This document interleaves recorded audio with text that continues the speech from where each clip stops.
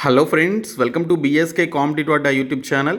Friends, ఈ వీడియోలో 2022కి సంబంధించిన current affairs and science and టెక్నాలజీకి సంబంధించినటువంటి ఇంపార్టెంట్ బిట్స్ యొక్క కలెక్షన్ అయితే చూద్దాము. సో చాలా ఇంపార్టెంట్ బిట్స్ అయితే ఉన్నాయి. సో చివరి వరకు చూడండి. ఈ వీడియోకి ఒక 1000 లైక్స్ అయితే ఎక్స్పెక్ట్ చేస్తున్నాను. చాలామంది వీడియోస్ చూస్తున్నారు కానీ లైక్ చేయట్లేదు. మీరు ఒక చిన్న లైక్ చేసి ఛానల్ని సపోర్ట్ చేస్తే ఇలాంటి కంటెంట్ని ఇవ్వడానికి మాకు చాలా ఎంకరేజ్ చేసిన వారు అవుతారు. కాబట్టి లైక్ చేసి మీ ఫ్రెండ్స్కి అయితే షేర్ చేయండి. అలాగే మన ఛానల్ ఫస్ట్ టైం విజిట్ చేస్తే ఖచ్చితంగా సబ్స్క్రైబ్ చేసుకోండి. మీకు యూజ్ అయ్యే కంటెంట్ మన ఛానల్ ద్వారా అందించడం జరుగుతుంది. అలాగే మన ఛానల్ యొక్క టెలిగ్రామ్ గ్రూప్ లింక్ని డిస్క్రిప్షన్లో ప్రొవైడ్ చేస్తాను. సో జాయిన్ అవ్వండి. ఫ్రెండ్స్, టాపిక్లోకి వెళ్లే ముందు మీకు ఒక ఇంపార్టెంట్ ప్రశ్న అయితే వేస్తున్నాను. మీకు ఆన్సర్ తెలిస్తే మీరు ఈ వీడియోని లైక్ చేసి కింద కామెంట్ సెక్షన్లో ఆన్సర్ ఏంటనేది తెలపండి. క్వశ్చన్ వచ్చేసి, ఏ రాష్ట్ర ప్రభుత్వం సొంత ఓటీటీ ప్లాట్ఫామ్ను ప్రారంభించింది? సొంతంగా ఒక రాష్ట్ర ప్రభుత్వమే ఓటీటీ ప్లాట్ఫామ్ను ప్రారంభించిందండి. మనకి చాలా ఓటీటీస్ ఉన్నాయి కదా, ప్రైవేటువి. ఆహా కావచ్చు, నెట్ఫ్లిక్స్ కావచ్చు, అమెజాన్ ప్రైమ్ కావచ్చు. సో ఇలాగా ఒక రాష్ట్ర ప్రభుత్వం సొంత ఓటీటీ ప్లాట్ఫామ్ను ప్రారంభించడం జరిగింది. సో ఆ రాష్ట్రం ఏంటని చెప్పేసి అడిగారు. కేరళ, గోవా, తమిళనాడు, కర్ణాటక అని చెప్పేసి ఆప్షన్స్లో ఇచ్చారు. మీకు ఆన్సర్ తెలిస్తే వీడియోని లైక్ చేసి కామెంట్ చేయండి. తెలియకపోతే గూగుల్ చేయండి, మీకు ఒక క్వశ్చన్కి ఆన్సర్ అయితే తెలుస్తుంది. ఫ్రెండ్స్, డీటెయిల్స్ చూసే ముందు ఏపీ కోర్టు ఉద్యోగాలకి ప్రిపేర్ అయ్యేటువంటి అభ్యర్థులకి యూజ్ అయ్యే విధంగా 20,000+ టెస్ట్ సిరీస్కి సంబంధించినటువంటి బిట్స్ని అయితే లాంచ్ చేయడం జరిగిందండి. సో దీనికి సంబంధించినటువంటి యాప్ లింక్ని నేను మీకు డిస్క్రిప్షన్లో ప్రొవైడ్ చేస్తాను. 200 రూపీస్కే మీరు ఈ టెస్ట్ సిరీస్కి సంబంధించిన బిట్స్ అయితే పొందవచ్చు. ఇందులో మనకి ఇక్కడ చూసుకున్నట్లయితే 500కి పైగా టెస్ట్స్, చాప్టర్ వారీగా టెస్టులు మీకు గ్రాండ్ టెస్ట్లు అయితే కండక్ట్ చేస్తున్నారు. ఫాస్ట్గా రివిజన్ చేయాలి అనుకునేటువంటి వారికి ఈ టెస్ట్ సిరీస్ చాలా బాగా యూజ్ అవుతుంది. 20,000+ టాప్ బిట్స్ అయితే యాడ్ చేయడం జరిగింది. ఎగ్జామినేషన్ కంప్లీట్ అయ్యేంత వరకు ప్రతిరోజు కొత్త టెస్ట్లు అయితే యాడ్ చేయడం జరుగుతుంది. ఎప్పటికప్పుడు నేను మీకు అప్డేట్ అయితే చేస్తాను. మీరు టెస్ట్ సిరీస్ తీసుకునే ముందు ఇక్కడ మీకు కొన్ని శాంపిల్స్ అయితే ఉంటాయి. ఇవి చూసిన తర్వాతే తీసుకోండి. అలాగే కోర్టు ఉద్యోగాలకి సంబంధించి 25 మోడల్ పేపర్స్ని కూడా యాడ్ చేయడం జరిగిందండి. ఈ మోడల్ పేపర్స్ని టాప్ మోస్ట్ ఎంప్లాయీస్ తోటి ప్రిపేర్ చేయించినటువంటి మోడల్ పేపర్స్. ఈ 25 మోడల్ పేపర్స్తో పాటు మీకు 3 ప్రీవియస్ పేపర్స్ కూడా ఇవ్వడం జరుగుతుంది. సో దీనికి సంబంధించి కూడా మీరు ఇక్కడ శాంపిల్ పీడిఎఫ్ అయితే ఉంటుంది. శాంపిల్ మోడల్ పేపర్ చూసిన తర్వాతే మీరు ఈ యొక్క 25 మోడల్ పేపర్స్ అయితే తీసుకోవచ్చు. సో తెలుగు మీడియం అభ్యర్థులకి చాలా బాగా యూజ్ అవుతుంది. కాబట్టి ప్రతి ఒక్కరు కూడా ఈ 2 కోర్సెస్ని అయితే ఇమీడియట్గా తీసుకోండి. డిస్క్రిప్షన్లో యాప్ లింక్ అయితే ఉంటుంది, చూడండి. ఫ్రెండ్స్, మొదటి ప్రశ్న చూసుకున్నట్లయితే, ఇటీవల వార్తల్లో నిలిచినటువంటి నల్లతంబి కలై సెల్వికి సంబంధించి కింది వాటిలో సరైంది ఏంటి అని చెప్పేసి కొన్ని ఆప్షన్స్ అయితే ఇచ్చారండి. సో దీనికి సంబంధించి ఫస్ట్ వన్ వచ్చేసి, ఈమె council of scientific and industrial రీసెర్చ్కు డైరెక్టర్గా ఎంపికైనటువంటి మొదటి మహిళా శాస్త్రవేత్త అని చెప్పేసి ఇచ్చారు. ఈ స్టేట్మెంట్ కరెక్టే. సెకండ్ వన్ వచ్చేసి, ఎలక్ట్రిక్ మొబిలిటీ నేషనల్ మిషన్ కీలక పరిశోధనల్లో సభ్యురాలిగా ఉన్నారు. ఇది కూడా కరెక్టే. లిథియం అయాన్ లేదా సోడియం అయాన్ అలాగే సూపర్ కెపాసిటర్ పరిశోధనల్లో ప్రస్తుతం కీలక పాత్ర పోషిస్తున్నారు. సిఎస్ఐఆర్ డైరెక్టర్గా ఈమె పదవీ కాలం 2 సంవత్సరాలు అని చెప్పేసి సో దీనికి సంబంధించినటువంటి ఇన్ఫర్మేషన్ ఉంది. సో ఈ స్టేట్మెంట్ కూడా కరెక్టే. సో చూసుకుంటే పై ఇచ్చినటువంటి ఆప్షన్స్ అన్నీ కూడా కరెక్టేనండి. సో నల్లతంబి కలై సెల్వి అనేటువంటి ఈవిడ council of scientific and industrial రీసెర్చ్కి, ఈ పర్టికులర్ డిపార్ట్మెంట్కి డైరెక్టర్గా మొదటి మహిళా శాస్త్రవేత్తగా ఈవిడైతే ఎంపిక కావడం జరిగిందండి. చాలా ఇంపార్టెంట్ బిట్. అలాగే ఎలక్ట్రిక్ మొబిలిటీ నేషనల్ మిషన్ కీలక పరిశోధనల్లో ఈవిడ సభ్యురాలుగా అయితే ఉన్నారు. సెకండ్ క్వశ్చన్ వచ్చేసి, మన దేశంలో మొదటిసారిగా బ్లాక్ చైన్ టెక్నాలజీని ఉపయోగించిన విత్తన పంపిణీ చేసినటువంటి రాష్ట్రం ఏది అని చెప్పేసి అడిగారు. క్వశ్చన్ వచ్చేసి, మన దేశంలో మొదటిసారిగా బ్లాక్ చైన్ టెక్నాలజీని ఉపయోగించి విత్తనాల పంపిణీ చేసినటువంటి రాష్ట్రం ఏది అని చెప్పేసి అడిగారు. సో దీనికి సంబంధించినటువంటి రాష్ట్రం జార్ఖండ్ అండి. సో మొదటిసారిగా మన దేశంలో బ్లాక్ చైన్ టెక్నాలజీని ఉపయోగించి జార్ఖండ్ రాష్ట్రం విత్తన పంపిణీని చేయడం జరిగింది. నెక్స్ట్ క్వశ్చన్ వచ్చేసి, భారత్లో మొదటిసారిగా 3D ప్రింటెడ్ కార్నియా సాంకేతికతను ఎవరు అభివృద్ధి చేశారు? భారత్లో మొదటిసారిగా 3D ప్రింటెడ్ కార్నియా సాంకేతికతను ఎవరు అభివృద్ధి చేశారు అంటే ఇక్కడ మనకి కొన్ని స్టేట్మెంట్స్ ఇచ్చారు. అవి కరెక్టా కాదనేది మనం చూసి ఇన్ఫర్మేషన్ ప్రకారం చెప్పాలి. So LV Prasad eye institute Hyderabad వారు దీనికి సంబంధించి అభివృద్ధి చేయడం జరిగింది. అలాగే Indian institute of technology Hyderabad వారు సో దీనికి సంబంధించినటువంటి ఒక 3D ప్రింటెడ్ కార్నియా సాంకేతికతను అభివృద్ధి చేశారు. అలాగే CCMB centre for cellular and molecular biology Hyderabad వారు దీనికి సంబంధించినటువంటి ఒక టెక్నాలజీని అభివృద్ధి చేశారు. సో పై సంస్థలన్నీ సంయుక్తంగా 3D కార్నియా వ్యవస్థను అభివృద్ధి చేశాయి అనేది దీనికి సంబంధించిన రైట్ ఆన్సర్ అండి. సో ఇక్కడ చూసుకున్నట్లయితే భారత్లో మొదటిసారిగా 3D ప్రింటెడ్ కార్నియా సాంకేతికతను మనకి ఇక్కడ ఎల్వి ప్రసాద్ ఐ ఇన్స్టిట్యూట్ వాళ్ళు, Indian institute of technology Hyderabad వాళ్ళు, అలాగే CCMB centre for cellular and molecular biology Hyderabad వాళ్ళు. సో హైదరాబాద్లో ఉన్నటువంటి ఈ ఇన్స్టిట్యూట్ అన్నీ కలిసి సంయుక్తంగా ఈ పర్టికులర్ 3D కార్నియా అనేటువంటి వ్యవస్థను అభివృద్ధి చేయడం జరిగిందండి. సో చాలా ఇంపార్టెంట్ బిట్ ఇది సైన్స్ అండ్ టెక్నాలజీకి సంబంధించి. అలాగే మరొక ప్రశ్న వచ్చేసి ఇటీవల భారత ప్రభుత్వం ప్రారంభించినటువంటి నమస్తే పథకానికి సంబంధించి కింది వాటిలో సరైంది ఏంటి అని చెప్పేసి అడిగారు. సో నమస్తే అనేటువంటి ఒక పథకాన్ని ప్రారంభించడం జరిగిందండి. సో ఈ నమస్తే పథకానికి సంబంధించినటువంటి ఇన్ఫర్మేషన్ చూస్తే సెప్టిక్ ట్యాంకులను అత్యంత మురుగు ప్రాంతాలను శుభ్రపరిచేటువంటి పారిశుద్ధ్య కార్మికులను ఉద్దేశించి భారత ప్రభుత్వం రూపొందించినటువంటి కార్యక్రమం అండి. సో ఈ స్టేట్మెంట్ కరెక్టే. అలాగే నమస్తే అంటే national action plan for mechanised sanitation ecosystem. Okay, so NAMASTE అంటే మనకి ఇక్కడ చూసుకున్నట్లయితే పైన నమస్తే అని చెప్పేసి ఇచ్చారు కదా. సో ఈ నమస్తేకి అబ్రివేషన్ వచ్చేసి national action plan for mechanised sanitation ecosystem. So దీన్ని నమస్తే అని చెప్పేసి అంటారు. సో ఇది కూడా కరెక్టే. అలాగే దీని యొక్క ముఖ్య ఉద్దేశం వచ్చేసి పారిశుద్ధ్య కార్మికుల మరణ శాతాన్ని 0కు తగ్గించడం, to achieve zero sanitation facilities in India అని చెప్పేసి దీనికి సంబంధించినటువంటి ముఖ్య ఉద్దేశం అయితే ఉందండి. సో ఇవన్నీ కూడా స్టేట్మెంట్స్ కరెక్టేనమాట. సో నమస్తే అనేటువంటి కార్యక్రమాన్ని భారత ప్రభుత్వం ఇటీవల ప్రారంభించడం జరిగింది. సో సెప్టిక్ ట్యాంకులు అత్యంత మురుగు ప్రాంతాలను శుభ్రపరిచేటువంటి కార్యక్రమం కింద దీనికి సంబంధించి ఈ యొక్క ప్రోగ్రామ్ని లాంచ్ చేశారు. సో నమస్తే అంటే national action plan for mechanised sanitation ecosystem అనేది దీనికి సంబంధించినటువంటి అబ్రివేషన్ అనమాట. To achieve zero sanitation facilities in India అనేది ముఖ్య థీమ్గా చెప్పుకోవచ్చు. సో ఇది కూడా చాలా ఇంపార్టెంట్ బిట్. తర్వాత 5th క్వశ్చన్ వచ్చేసి భారత్లో గర్భాశయ క్యాన్సర్ ప్రభావాన్ని తగ్గించేందుకు దేశీయంగా సెరావాక్ అనేటువంటి వ్యాక్సిన్ను రూపొందిస్తున్నటువంటి సంస్థ ఏది? ఓకే, భారత్లో గర్భాశయ క్యాన్సర్ ప్రభావాన్ని తగ్గించేందుకు దేశీయంగా సెరావాక్ అనేటువంటి వ్యాక్సిన్ను రూపొందిస్తున్నటువంటి సంస్థ ఏది అంటే, సో దీనికి సంబంధించినటువంటి రైట్ ఆన్సర్ వచ్చేసి serum institute of India Pune అండి. పూణేలో ఉన్నటువంటి సీరం ఇన్స్టిట్యూట్ ఆఫ్ ఇండియా వారు సెరావాక్ అనేటువంటి ఒక వ్యాక్సిన్ను గర్భాశయ క్యాన్సర్ ప్రభావాన్ని తగ్గించేందుకు గాను వీరైతే ఆ వ్యాక్సిన్ను రూపొందిస్తున్నారనమాట.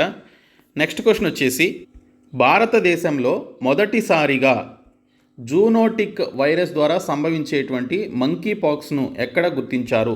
భారతదేశంలో మొదటిసారిగా జూనోటిక్ వైరస్ ద్వారా సంభవించేటువంటి మంకీ పాక్స్ను ఎక్కడ గుర్తించారు అంటే, సో దీనికి సంబంధించినటువంటి రైట్ ఆన్సర్ కేరళ అండి. సో కేరళలోనే మనకి మంకీ పాక్స్లు కావచ్చు అన్నీ కూడా అక్కడే ఉద్భవిస్తాయి. అక్కడ ఉండేటువంటి వాతావరణ పరిస్థితులు కావచ్చు, సో అక్కడ ఉండేటువంటి స్థితిగతుల వల్ల సో మేబీ అక్కడే మనకి ఇలాంటివి పుడుతూ ఉంటాయి. సో భారతదేశంలో మొదటిసారిగా జూనోటిక్ వైరస్ ద్వారా సంభవించేటువంటి మంకీ పాక్స్ని ఎక్కడ గుర్తించారు అంటే కేరళలో గుర్తించడం జరిగింది. మరొక ఇంపార్టెంట్ కరెంట్ అఫైర్ బిట్ అండి. భారతదేశంలో మొదటి వెదురు పార్కును బ్యాంబూ పార్క్ అని చెప్పేసి అంటారు. మొదటి వెదురు పార్కును ఎక్కడ ప్రారంభించారు అని చెప్పేసి దీనికి సంబంధించినటువంటి క్వశ్చన్ అయితే ఉంది. సో ఈ బ్యాంబూ పార్కును మొదటిసారి ఒక వెదురు పార్కును ఎక్కడ ప్రారంభించారు అంటే త్రిపుర రాష్ట్రంలో ప్రారంభించడం జరిగిందండి. చాలా ఇంపార్టెంట్ బిట్, మనకి ఎగ్జామినేషన్స్లో రావడానికి అవకాశం ఉన్నటువంటి బిట్ ఇది. సో మొదటి వెదురు పార్క్ ఇది. ఓకే, సో బ్యాంబూస్ తోటి తయారు చేసినటువంటి ప్రిపేర్ చేసినటువంటి పార్క్గా చెప్పుకోవచ్చు. సో ఇది త్రిపురలో అయితే ఉంది. తర్వాత నెక్స్ట్ క్వశ్చన్ వచ్చేసి వ్యవసాయ వ్యర్థాల నుంచి ఇథనాల్ ఉత్పత్తి చేసేటువంటి ప్లాంట్ను భారతదేశంలో మొదటగా ఎక్కడ ఏర్పాటు చేశారు? వ్యవసాయ వ్యర్థాల నుంచి ఇథనాల్ను ఉత్పత్తి చేసేటువంటి ప్లాంట్ను భారతదేశంలో మొదటగా ఎక్కడ ఏర్పాటు చేశారు అంటే, సో దీనికి సంబంధించిన రైట్ ఆన్సర్ బీహార్లో ఏర్పాటు చేయడం జరిగిందండి. సో బీహార్లో వ్యర్థాల నుంచి ఇథనాల్ను ఉత్పత్తి చేసేటువంటి ప్లాంట్ను భారతదేశంలోనే మొదటిసారిగా బీహార్లో ఏర్పాటు చేయడం జరిగింది. తర్వాత 9th క్వశ్చన్ వచ్చేసి కింది వాటిలో COP27 సదస్సుకి సంబంధించి సరైంది ఏంటి అని చెప్పేసి అడిగారు. COP27 అని చెప్పేసి ఒక సదస్సు అయితే జరిగింది. సో ఈ సదస్సుకి సంబంధించినటువంటి ఈ పర్టికులర్ స్టేట్మెంట్స్ కరెక్టా కాదా అనేది చూద్దాము. సో ఈ సదస్సులో భాగంగా ప్రధాని నరేంద్ర మోడీ పంచామృత్ అనేటువంటి 5 లక్ష్యాలను ఉద్ఘాటించారు. ఈ స్టేట్మెంట్ కరెక్టే. తర్వాత భారత్లో 2030 నాటికి 50% శక్తి అవసరాలు రెన్యూవబుల్ శక్తి వనరుల ద్వారా లభిస్తాయని తెలిపారు. సో ఇది కూడా కరెక్టే. ఇంకా 2070 నాటికి భారత్ నెట్ జీరో ఉద్గారాల స్థాయికి జీరో కార్బన్ ఎమిషన్ చేరుకుంటుందని చెప్పేసి అంచనా వేయడం జరిగింది. సో ఈ స్టేట్మెంట్ కూడా కరెక్టేనండి. సో దీనికి సంబంధించి మనకి ఇక్కడ సబ్ ఆప్షన్స్ కూడా ఇచ్చారు. ఏ మాత్రమే, బి మాత్రమే, సి మాత్రమే అండ్ పైవన్నీ అని.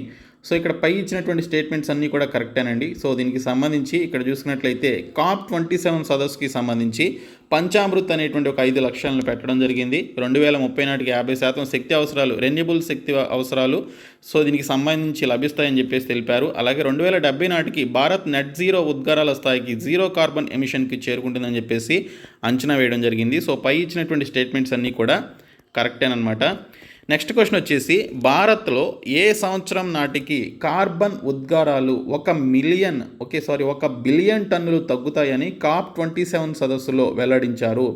ఓకే, సో మనకి ఇక్కడ క్వశ్చన్ చూసుకుంటే భారత్లో ఏ సంవత్సరం నాటికి కార్బన్ ఉద్గారాలు 1 బిలియన్ టన్నులు తగ్గుతాయని చెప్పేసి COP27 సదస్సులో వెల్లడించారు అంటే సో దీనికి సంబంధించిన రైట్ ఆన్సర్ 2030 నాటికండి. సో 2030 నాటికి 1 బిలియన్ టన్నులు కార్బన్ ఉద్గారాలు తగ్గుతాయని చెప్పేసి సదస్సులో వెల్లడించడం జరిగింది.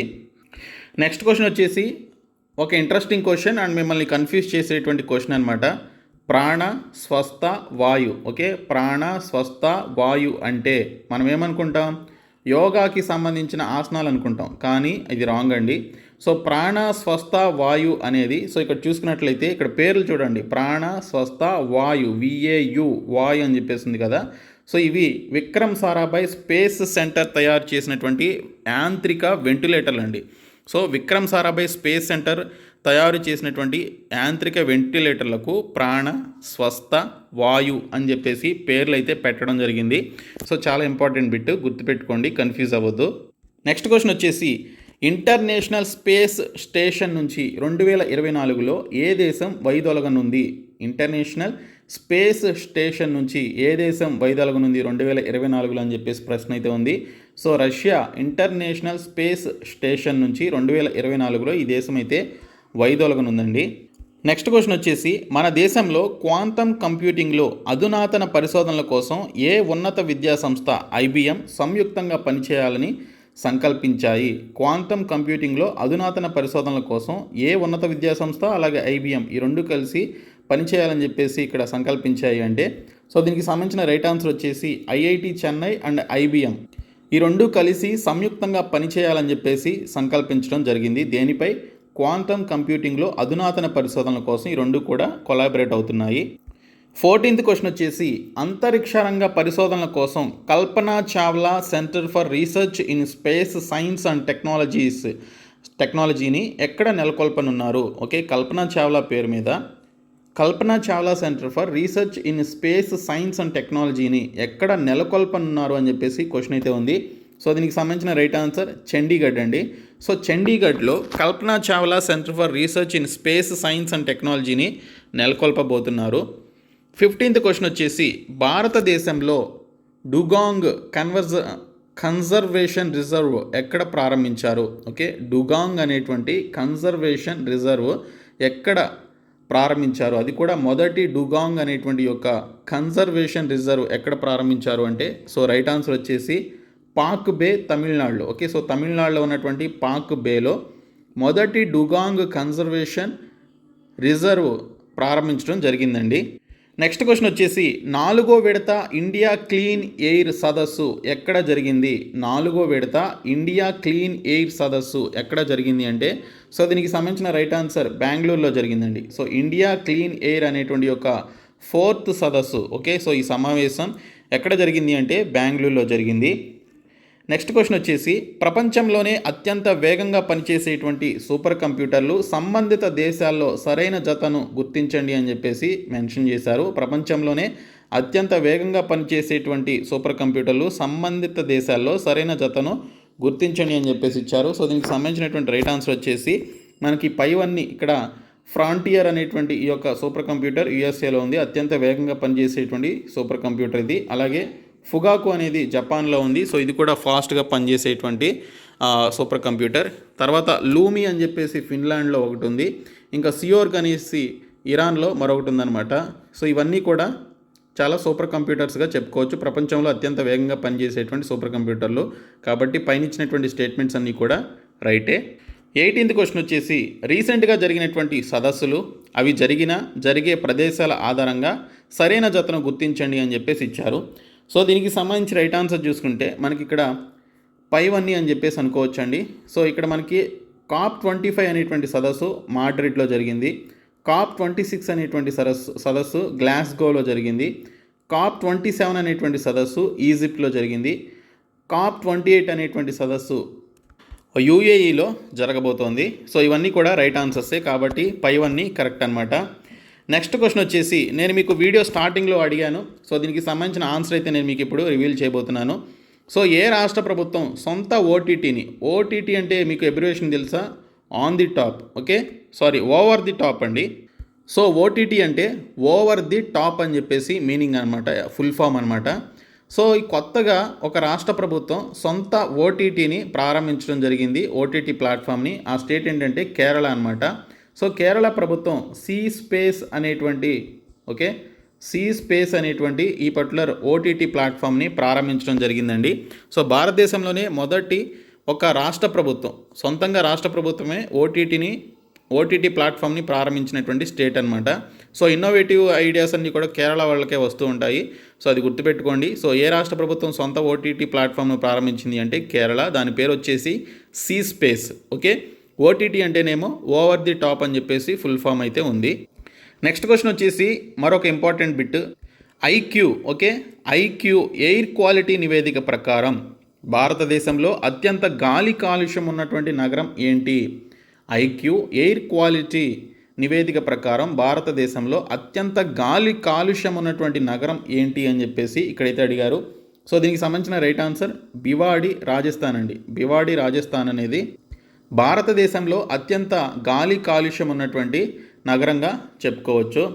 తర్వాత 21st క్వశ్చన్ వచ్చేసి భారతదేశంలో గూగుల్ ఎన్విరాన్మెంటల్ ఇన్సైట్స్ ఎక్స్ప్లోరర్ సమాచారం ఆధారంగా పర్యావరణ పరిరక్షణ సుస్థిరాభివృద్ధి దిశగా పయనిస్తున్నటువంటి మొట్టమొదటి స్మార్ట్ సిటీ ఏంటి అని చెప్పేసి అడిగారు. భారతదేశంలో గూగుల్ ఎన్విరాన్మెంటల్ ఇన్సైట్స్ ఎక్స్ప్లోరర్ సమాచారం ఆధారంగా పర్యావరణ పరిరక్షణ సుస్థిరాభివృద్ధి దిశగా పయనిస్తున్నటువంటి మొట్టమొదటి స్మార్ట్ సిటీ ఏంటి అంటే, సో దీనికి సంబంధించిన రైట్ ఆన్సర్ ఔరంగాబాద్ అండి, ఓకే. ఔరంగాబాద్ దీనికి సంబంధించిన కరెక్ట్ ఆన్సర్. మరికొన్ని బిట్స్ చూద్దాము. అంతర్జాతీయ సోలార్ అలయన్స్ ఐఎస్ఏ ముఖ్య కేంద్రం ఎక్కడ ఉంది? అంతర్జాతీయ సోలార్ అలయన్స్ ఐఎస్ఏ ముఖ్య కేంద్రం ఎక్కడ ఉంది అంటే గురుగ్రామ్లో ఉందండి. సో గురుగ్రామ్ అనేది ఢిల్లీకి దగ్గరలో ఉండేటువంటి ప్లేస్ అనమాట. సో గురుగ్రామ్లో ఉంది. ఇంకా భారత్లో 20% ఇథనాల్ బ్లెండింగ్ కార్యక్రమం ఏ సంవత్సరం నాటికి పూర్తవుతుందని అంచనా వేశారు? బ్లెండింగ్ అంటే మిక్సింగ్ అనమాట. సో భారత్లో 20% ఇథనాల్ బ్లెండింగ్ కార్యక్రమం ఏ సంవత్సరం నాటికి పూర్తవుతుందని అంచనా వేశారు అంటే దీనికి సంబంధించిన రైట్ ఆన్సర్ వచ్చేసి 2025 నాటికి ఈ యొక్క బ్లెండింగ్ కార్యక్రమం అనేది కంప్లీట్ అవుతుందని చెప్పేసి అంచనా వేశారు. నెక్స్ట్ క్వశ్చన్ వచ్చేసి నాసా ఏ గ్రహ పరిశోధనల కోసం డావిన్సీ మిషన్ను పంపించనుంది? నాసా ఏ గ్రహ పరిశోధనల కోసం డావిన్సీ అనేటువంటి మిషన్ను పంపించనుంది అంటే, సో దీనికి సంబంధించిన రైట్ ఆన్సర్ వచ్చేసి వీనస్ అనేటువంటి ఈ గ్రహానికి సంబంధించి పరిశోధనల కోసం డావిన్సీ అనేటువంటి ఈ యొక్క మిషన్ను పంపించనుందండి. సో వీనస్ అనేది రైట్ ఆన్సర్. నెక్స్ట్ క్వశ్చన్ వచ్చేసి హోమీ బాబా క్యాన్సర్ సెంటర్ ఎక్కడ ఉంది? హోమీ బాబా క్యాన్సర్ సెంటర్ ఎక్కడ ఉంది అంటే, సో దీనికి సంబంధించిన రైట్ ఆన్సర్ మొహాలి, పంజాబ్లోని మొహాలీలో ఉందండి, ఓకే. సో హోమీ బాబా క్యాన్సర్ సెంటర్ ఎక్కడ ఉంది అంటే పంజాబ్లోని మొహాలీలో ఉంది. నెక్స్ట్ క్వశ్చన్ వచ్చేసి భారతదేశంలో మొట్టమొదటి 5G నెట్వర్క్ సేవలను భారతీ ఎయిర్టెల్ ఏ నగరంలో ప్రారంభించింది? ఓకే, భారతీ ఎయిర్టెల్ అని చెప్పేసి మనకు ఒక నెట్వర్క్ ఉంది కదా, ఎయిర్టెల్. సో ఈ భారతీ ఎయిర్టెల్ అనేటువంటి ఒక నెట్వర్క్ వారి యొక్క 5G నెట్వర్క్ సేవలను భారతదేశంలో మొదటిసారిగా ఏ నగరంలో ప్రారంభించారు అని చెప్పేసి ఇక్కడ క్వశ్చన్ అయితే ఉంది. సో ఇది ముంబై అనుకున్నారు, ముంబై కాదండి, బెంగళూరు. సో బెంగళూరులో మొట్టమొదటి 5G నెట్వర్క్ సేవలను భారతీ ఎయిర్టెల్ ఇక్కడ వారి యొక్క మొట్టమొదటి 5G నెట్వర్క్ను బెంగళూరులో ప్రారంభించడం జరిగింది. నెక్స్ట్ క్వశ్చన్ వచ్చేసి, ఉపగ్రహాలు వాటిని పంపించేటువంటి దేశాల ఆధారంగా కింది వాటిలో సరైన జతను గుర్తించండి అని చెప్పేసి ఇక్కడ క్వశ్చన్ అయితే అడిగారు. సో దీనికి సంబంధించి చూసుకున్నట్లయితే ఇక్కడ 4 కూడా కరెక్టేనండి. చైనా వచ్చేసి ఇక్కడ గాఫెన్ 303 అనేటువంటి ఉపగ్రహాన్ని పంపిస్తుంది. అలాగే నూర్న్ 2 అనేటువంటి యొక్క ఉపగ్రహాన్ని ఇరాన్ పంపిస్తోంది. అలాగే టెలిసాట్ క్వాంటమ్ అనేటువంటి యూరోపియన్ స్పేస్ ఏజెన్సీ వాళ్ళు టెలిసాట్ క్వాంటమ్ అనేటువంటి యొక్క ఉపగ్రహాన్ని పంపించడం జరిగింది. ఇంకా ధనూరి అనేటువంటి యొక్క ఉపగ్రహాన్ని దక్షిణ కొరియా వారు పంపించారు. సో ఇవన్నీ కూడా మనకి రైట్ స్టేట్మెంట్సే. కాబట్టి ఉపగ్రహాలు వాటిని పంపించేటువంటి దేశాల ఆధారంగా సో ఇచ్చినటువంటి స్టేట్మెంట్స్ అన్నీ కూడా కరెక్ట్ కాబట్టి సో పైవన్నీ కూడా కరెక్టే. నెక్స్ట్ క్వశ్చన్ వచ్చేసి, అంతరిక్షంలోకి అడుగుపెట్టిన భారత సంతతికి చెందినటువంటి మహిళ లేదా మహిళలకు సంబంధించి కింది వాటిలో సరైనది ఏంటి అని చెప్పేసి అడిగారు. కల్పనా చావ్లా ఆవిడ అంతరిక్షంలోకి అడుగుపెట్టడం జరిగింది. సునీత విలియమ్స్ అంతరిక్షంలోకి అడుగుపెట్టడం జరిగింది. రీసెంట్గా శిరీష బండ్ల అనేటువంటి ఈవిడ కూడా అంతరిక్షంలోకి అడుగుపెట్టినటువంటి భారత సంతతికి చెందినటువంటి మహిళలు వీరందరూ కూడా. సో పై వారందరూ కూడా కరెక్టే కాబట్టి so option 4 right answer. Kalpana Chawla, Sunitha Williams, Sirisha బండ్ల ఈ ముగ్గురు కూడా భారత సంతతికి చెందినటువంటి మహిళలు. సో వీరందరూ కూడా అంతరిక్షంలోకి అడుగుపెట్టినటువంటి భారత సంతతికి చెందినటువంటి మహిళలండి. ఇంకా నెక్స్ట్ క్వశ్చన్ వచ్చేసి, మన దేశంలో అతిపెద్ద కోస్ట్ గార్డు తీర ప్రాంతం గస్తీ నౌక ఎక్కడి నుంచి ప్రారంభమైంది? మన దేశంలో అతిపెద్ద కోస్ట్ గార్డు తీర ప్రాంత గస్తీ నౌక ఎక్కడి నుంచి ప్రారంభమైంది అంటే కొచ్చిన్ నుంచి ప్రారంభం అవ్వడం జరిగిందండి. కేరళలో ఉన్నటువంటి కొచ్చిన్ నుంచి ప్రారంభమైంది. నెక్స్ట్ క్వశ్చన్ వచ్చేసి, కర్ణాటకకు చెందినటువంటి ఒక వ్యక్తికి పూర్తి చేయి ట్రాన్స్ప్లాంటేషన్ను ఫుల్ ఆర్మ్ ట్రాన్స్ప్లాంట్ ఎక్కడ నిర్వహించారు? కర్ణాటకకు చెందినటువంటి ఒక వ్యక్తికి సంబంధించిన పూర్తి చేయి ట్రాన్స్ప్లాంటేషన్ను ఎక్కడ నిర్వహించారు అంటే సో దీనికి సంబంధించినటువంటి రైట్ ఆన్సర్ వచ్చేసి కేరళలో ఈ యొక్క కంప్లీట్ ఫుల్ ఆర్మ్ ట్రాన్స్ప్లాంటేషన్ని కేరళలో చేయడం జరిగిందండి.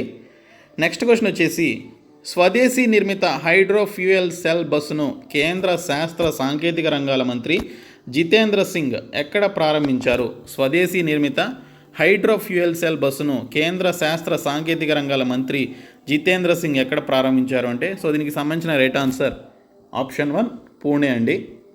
సో ఇవి కొన్ని important current affairs and science and టెక్నాలజీకి సంబంధించిన ఇంపార్టెంట్ బిట్స్. సో ఈ వీడియోని మీ ఫ్రెండ్స్ అందరికీ షేర్ చేయండి, మన ఛానల్ సబ్స్క్రైబ్ చేయండి. Thank you so much guys.